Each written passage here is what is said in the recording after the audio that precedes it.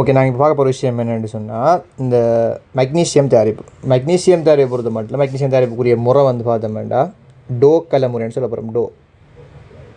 DOW to. இந்த to கலமுறையை பயன்படுத்தி என்ன செய்வார்னா மெக்னீசியம் தயாரிப்பார்.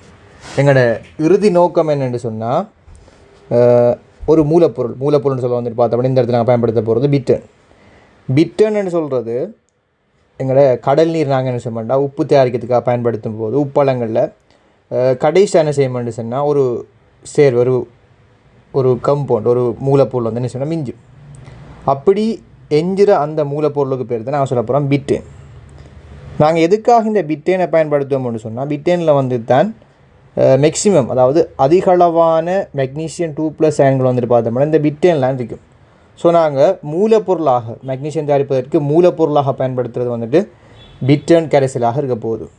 ஓகே, மெக்னீசியம் தயாரிப்பில் முதலாவது படிமுறைன்னு சொன்னால் வந்துட்டு கல்சியம் ஆக்சைடு ஃபார்மேஷன். இந்த கல்சியம் ஆக்சைட்டை வந்துக்கிட்டு ஃபார்ம் பண்ணிக்கொள்வது தான் முதலாவது படிமுறையாக இருக்கும். சரி, இப்போ எங்களுக்கு கல்சியம் ஆக்சைடு வந்துட்டு உருவாக்கப்படணுமென்று சொன்னால், கல்சியம் ஆக்சைட்டை உருவாக்குறதுக்கு தேவையான ஒரு மூலப்பொருள் தேவை. ஸோ நாங்கள் இந்த மெக்னீசியம் தயாரிப்பில் இன்னொரு மூலப்பொருளாக பயன்படுத்துகிறது டொலமைட்டுன்னு சொல்ல போகிறோம். டொலமைட்டு அல்லது சுண்ணாம்புக்கல். நீங்கள் கல்சியம் கார்பனேட்டை பயன்படுத்தியும் கல்சியம் ஆக்சைட்டை வந்துட்டு வெப்ப பிரிகை அடைய செஞ்சுன்னு செய்யலாம். அதை வந்துட்டு ஃபார்ம் பண்ணிக்கொள்ளலாம். கல்சியம் ஆக்சைடு CO2 விளைவாக கிடைக்கும். அல்லது டொலமைட்டுன்னு சொல்கிறது கல்சியம் கார்பனேட்டையும் மெக்னீசியம் கார்பனேட்டையும் கொண்ட ஒரு சேர்வை. இந்த மெக்னீசியம் கார்பனேட்டும் கல்சியம் கார்பனேட்டும் சேர்ந்துருந்து அதுக்கு பேர் வந்துட்டு நாங்கள் டொலமைட்டுன்னு சொல்ல போகிறோம். ஸோ டொலமைட்டை நீங்கள் வெப்பப்பிரியை உட்படுத்தினாலும் கல்சியம் ஆக்சைடு அதே மாதிரி மெக்னீசியம் ஆக்சைடோட CO2 வாயும் கிடைக்கும். ஸோ கல்சியம் ஆக்சைட்டை பெற்றுக்கொள்வதுக்கான முறைகளில் வந்துட்டு முதலாவது முறை நீங்கள் சுண்ணாம்புக்கல் என்ன செய்யலாம், வெப்பப்பிரிக்கு உட்படுத்தி கல்சியம் ஆக்சைடு எடுத்துக்கொள்ளலாம். அல்லது டொலமைட் என்ன செய்யலாம்னு சொன்னால் வெப்பமேற்றல் மூலமாக நீங்கள் கல்சியம் ஆக்சைட்டை எடுத்துக்கொள்ளலாம். அப்போ மெக்னீசியம் தயாரிப்பின்ற முதலாவது படிமுறை கல்சியம் ஆக்சைட்டை வந்து உருவாக்குறது. ஓகே தானே? ஓகே, இப்போ ஒருவர் கல்சியம் ஆக்சைட்டை வந்து உருவாக்கிட்டார். உங்களுக்கு இந்த ரெண்டு தாக்கம் கட்டாயம் தெரிஞ்சிருக்கணும். கல்சியம் கார்பனேட்லேருந்து கல்சியம் ஆக்சைடு ஃபார்ம் பண்ணுற தாக்கம், அதே மாதிரி டொலமைட்லேருந்து இந்த calcium oxide magnesium oxide form பண்ணுற தாக்கம் கட்டாயம் தெரிஞ்சிருக்கணும். இது வந்துட்டு முதலாவது படிமுறையாக இருக்கும். இதுக்கு அடுத்த கட்டம் எங்களுக்கு கல்சியம் ஆக்சைடு கிடச்சிட்டு. இப்போ கல்சியம் ஆக்சைடு கிடச்சிட்டுன்னு சொன்னால் அடுத்த கட்டம் எங்களுக்கு மெக்னீசியம் OH2 மெக்னீசியத்தில் வந்துட்டு ஹைட்ரோக்சைடு வந்துட்டு உருவாக்கப்பட வேண்டும். ஸோ மெக்னீசியத்தின் ஹைட்ரோக்சைட்டை உருவாக்குறதுக்காகத்தான் நாங்கள் என்ன செய்கிறோம்னா கல்சியம் ஆக்சைடை வந்துட்டு ஃபார்ம் பண்ணுறோம். அதுக்கு ரீசன் நமக்கு பார்ப்போம்.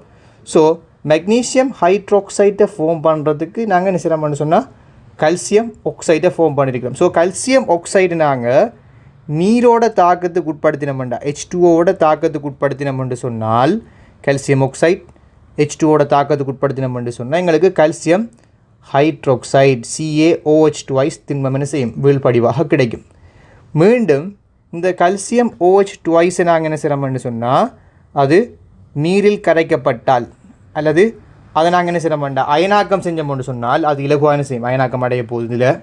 ஸோ அயனாக்கம் அடைஞ்சினவா மாறும்னு சொன்னால் Ca2+ அயன்களாகவும் அதே மாதிரி OH- அயனாகவும் என்ன செய்ய வேண்டாம் மாற்றப்படும். ஸோ கல்சியம் ஆக்சைடு நீரில் கரைக்கிறோம், கல்சியம் ஹைட்ரோக்சைடு வருது. கல்சியம் ஹைட்ரோக்சைடு இப்போ என்ன செய்ய வேண்டாம் கல்சியம் 2+ ஆகவும் OH- ஆகவும் என்ன செய்ய வேண்டாம் உருவாக்கப்படுகிறது. இப்போ மெக்னீசியம் அயன்கள் பிட்டேனில் காணப்படக்கூடிய இப்போ நாங்கள் என்ன செய்யணும், இதுக்கு தான் பிட்டேன் சேர்க்கப்படுறோம்.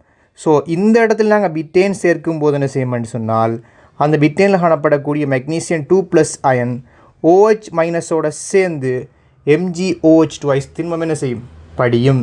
MgOH2 திண்மம் படியும். இந்த இடத்துல நீங்கள் கவனிக்க வேண்டிய விஷயம் என்னென்னு சொன்னால் MgOH2 படிகிறதுக்குரிய KSP பெருமானம் கல்சியம் OH2 படிகிறதுக்குரிய KSP பெருமானத்திலும் பார்க்க குறைவு, MgOH2 குறைவு. ஸோ இந்த MgOH2 குறைவண்ட படியால் தான் அது இந்த இடத்துல படியுது, KSP பெருமானம் குறைவு. ஸோ KSP என்ன செய்யுது, குறைவண்ட படியால் MgOH2 எங்களுக்கு இந்த இடத்துல படியும் எடுத்து நாங்கள் பார்க்கலாம். ஓகே தானே? ஓகே, ஸோ எங்களுக்கு கல்சியம் OH2 நாங்கள் என்ன செய்கிறோம் மேலதிகமாக வந்துட்டு கல்சியம் OH டுவைஸிலிருந்து OH மைனஸ் ஃபார்ம் ஆகி OH மைனஸ்லேருந்து எங்களுக்கு MgOH டுவைஸ் வீழ்படிவாக மாற்றப்பட்டுடுது. அப்போ கல்சியம் ஆக்சைடு ஃபஸ்ட்டு ஃபார்ம் பண்ணோம், இப்போ மெக்னீசியம் OH டுவைஸ் ஃபார்ம் பண்ணியாச்சுது. So magnesium OH twice form பண்ணிட்டோம்னு சொன்னால் நாங்கள் மெக்னீசியத்தை தயாரிக்கிறதுக்கு மெக்னீசியம் OH டுவைஸை கொண்டு போய் மின்பகுப்புக்கு உட்படுத்த முடியாது. டோ களத்தில் நாங்கள் MgOH டுவைஸ் என்ன செய்யலாது, பயன்படுத்த முடியாது. ஸோ MgOH டுவைஸை பயன்படுத்த முடியாதன்றபடியால் டோ களத்தில் வந்துட்டு மின்பகுப்புக்கு உட்படுத்தக்கூடிய ஒரு பொருள் தேவை.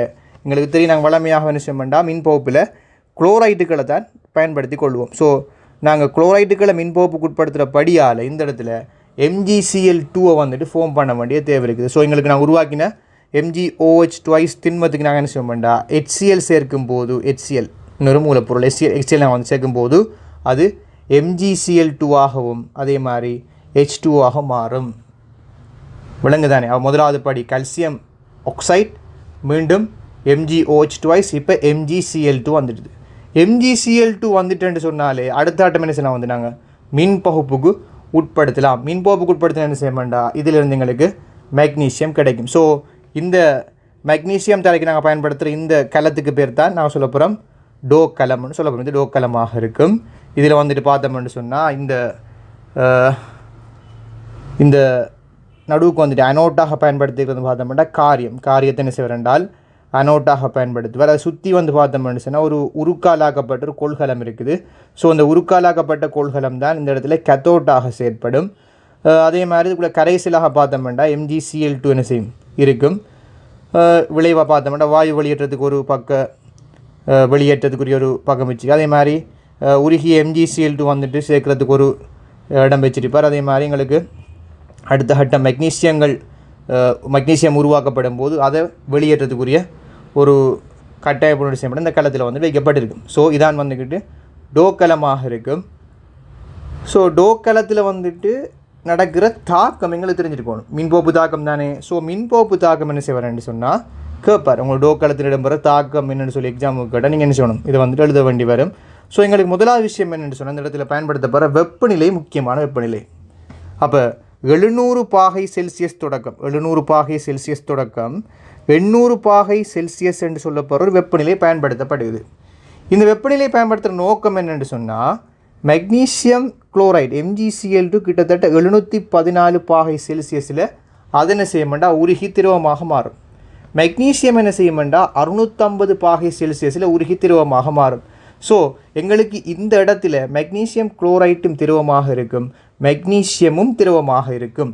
ஸோ ரெண்டுமே திரவமாக இருக்கிறபடியால் அடர்த்தி யாருக்கு குறையவோ அவர் என்ன செய்வார் மிதப்பார், அடர்த்தி யாருக்கு கூட வரன்னு வந்துட்டு கீழுக்கு வருவார். ஸோ எங்களுக்கு அடர்த்தி வந்து பார்த்தோம்னு சொன்னால் மெக்னீசியம் குளோரைட்டுக்கு தான் கூட, மெக்னீசியத்துக்கு வந்து பார்த்தோம்னா அடர்த்தி குறைய.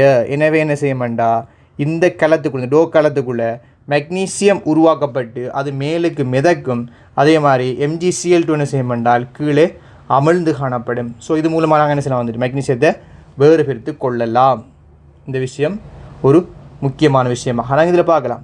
ஸோ எங்களுக்கு அனோட்டில் நடக்கிற தாக்கம் பார்த்தோம்னு சொன்னால் அனோட்டாக நாங்கள் காரியம் பயன்படுத்தினபடியால் அனோட் நடக்கிற தாக்கம் வந்துட்டு குளோரைட் அயன்கள் Cl2 வாயுவாக என்ன செய்யமாண்டா வெளியே போகுது. ஸோ நாங்கள் இந்த Cl2 வாயு என்ன செய்யலாம், நாங்கள் ஏற்கனவே மேலே HCl பயன்படுத்தினோமே, MgOH டுவைஸிலேருந்து MgCl2 ஃபார்ம் பண்ணுறதுக்கு HCl பயன்படுத்தினோம். அந்த HCl உருவாக்குறதுக்கு நாங்கள் என்ன செய்யலாம், இந்த Cl2 வாயுவை பயன்படுத்தி கொள்ள இயலும்னு சொல்லி பார்க்கலாம். ஸோ அடுத்து வந்துட்டு கெத்தோடு நடக்கிற தாக்கம் பார்த்தோம்னு சொன்னால் கெத்தோடு நடக்கிறான் முக்கியமான தாக்கம். அது உருக்கண்டபடியால் அந்த இடத்துல மெக்னீசியம் 2+ திரவம் அதே மாதிரி மெக்னீசியம் திரவமாக என்ன செய்யும் மாற்றப்படும் என்னத்தை பார்க்கலாம். உருகிய மெக்னீசியம் 2+ என்ன செய்யும் என்றால் மெக்னீசியம் திரவமாக என்ன செய்யும் இந்த இடத்துல மாற்றப்பட்டு MgCl2க்கு மேல் என்ன செய்யமெண்டா அப்படியே ஒரு படை மாறி மிதந்து காணப்படும். நாங்கள் என்ன செய்யலாம், அதை எடுத்துக்கொண்டு எங்களுக்கு தேவைப்பட்ட மெக்னீசியம் சம்மந்தப்பட்ட உற்பத்திகளுக்கு பயன்படுத்திக்கொள்ளலாம். பிரதானமாக வந்து பார்த்தோம்னா மெக்னீசியம் வந்துட்டு ஆகாய விமானங்கள் நாங்கள் ஏரோப்ளைன் வந்து உற்பத்தி செய்கிறதுக்கு பயன்படுத்துவோம். பொதுவாக வந்துட்டு வாகன உற்பத்திகளில் இந்த மெக்னீசியம் உலோகம் பயன்படுத்தப்படும்னு சொல்லி உங்களோட ரிசோர்ஸ் புக்கில் வந்து போட்டிருக்கிறார். அதே மாதிரி எங்களுக்கு இதில் தெரிய வேண்டிய விஷயம் என்ன, நாங்கள் மெக்னீசியம் தயாரிப்பு வந்துட்டு படிக்கிறோம்னு சொன்னால் இதில் தெரிய வேண்டிய முக்கியமான விஷயம் ஒரு எக்ஸாமுக்கு எதை ஃபோக்கஸ் பண்ணிக்க போகிறேன்டா இதில் வெளியேற்ற போகிற CO2 வாயு. ஸோ எங்களுக்கு CO2 வாயுவால் ஏற்படக்கூடிய பிரதானமான பிரச்சனை பார்த்தோம்னா பூகோள வெப்பமடைதல் அதை பற்றி என்ன செய்யலாம் உங்களுக்கு கேள்வியை வந்துட்டு கேட்கலாம். அதே மாதிரி ஏனைய பிரச்சனைகளையும் CO2 வந்து என்ன செய்யலாம் உருவாக்க முடியும். ஸோ அது சம்மந்தப்பட்ட கேள்வி என்ன செய்ய உங்களுக்கு கேட்பார். ஸோ இதில் வந்துட்டு ஏதாவது விஷயங்கள் உங்களுக்கு விளங்காமல் இருக்கும்னு சொன்னால் கீழுக்கு என்ன செய்யுங்க கேட்டால் அதுக்குரிய விளக்கத்தை நான் வந்துட்டு பதிவிட்டு கொண்டு தருவேன். இதில் வேறு டவுட் என்ன செய்யுங்க கட்டாயம் கேளுங்க. முக்கியமாக அந்த டியூடு இன்னைக்கு இந்த வெளியே டியூடு நான் என்ன செய்யறேன் டெலிகிராம் சேனலில் அப்படி வந்துட்டு கீழுக்கு போட்டு வந்து என்ன செய்யுங்க தேவைப்பட்டால் எடுத்துக்கொள்ளுங்கள்.